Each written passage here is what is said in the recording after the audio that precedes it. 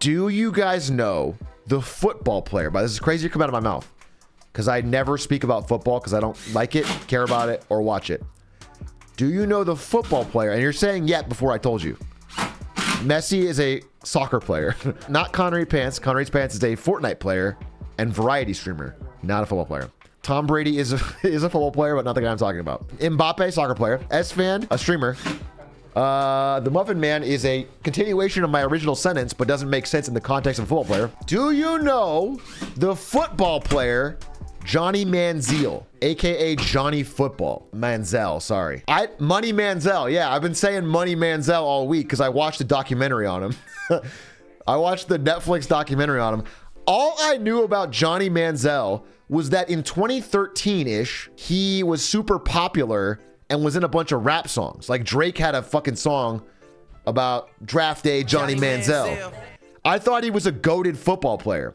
It turns out that immediately after he got drafted into the NFL, he started partying and doing drugs every single day and was cut within his first season and lost everything. He's like one of the biggest busts in football history. That's crazy. I didn't know. I had no idea.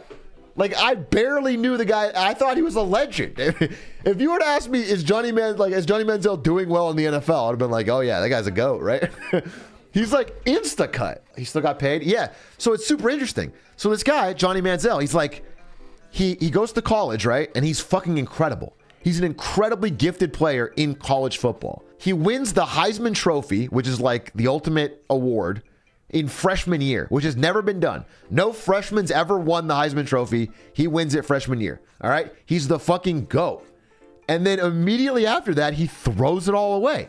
He literally stops. There's one point in the movie where, or the documentary, where the people on the NFL team he's signed to are talking to his agent, and they're like, "Hey, Johnny's not watching any tape. He's not studying the game at all." And his agent's like, "No, I mean, he's got to study some. You mean none? You're exaggerating, right?" And they go, "No, we tracked his iPad hours. It's literally zero."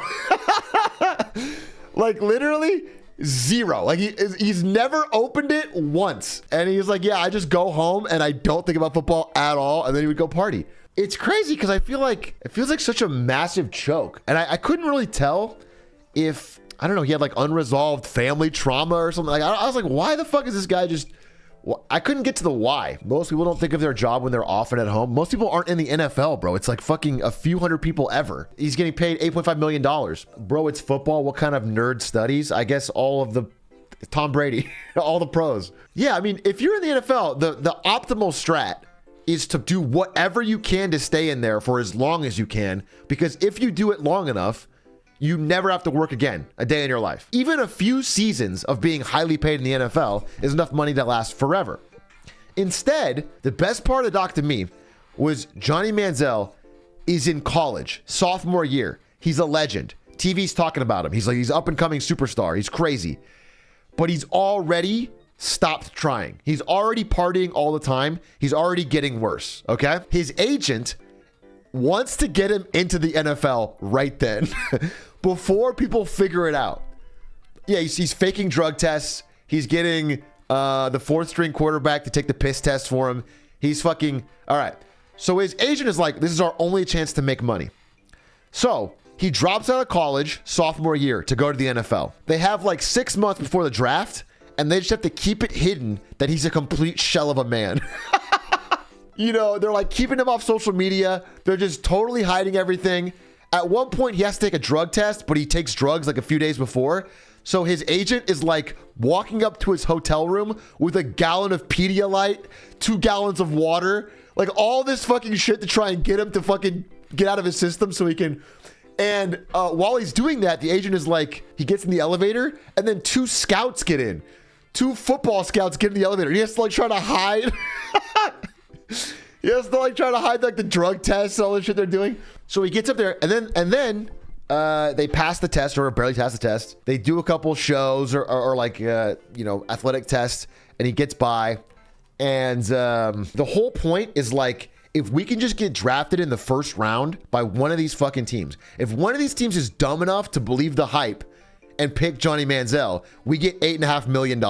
And so, they just keep it hidden, keep it hidden, keep it hidden. Talk about how good he's being. He's been grinding. He's been grinding, dude. He's been getting clean. He's been grinding. He's going to be great. And then they assume he's going to go to like Houston or whatever because he's from Texas.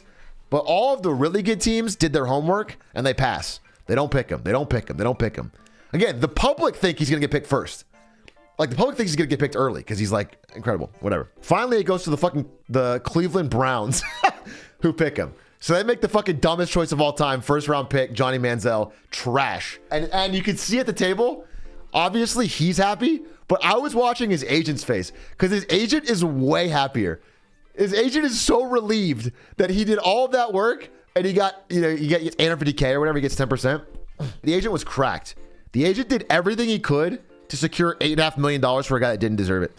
Anyway, he gets in, he blows $5 million immediately on drugs.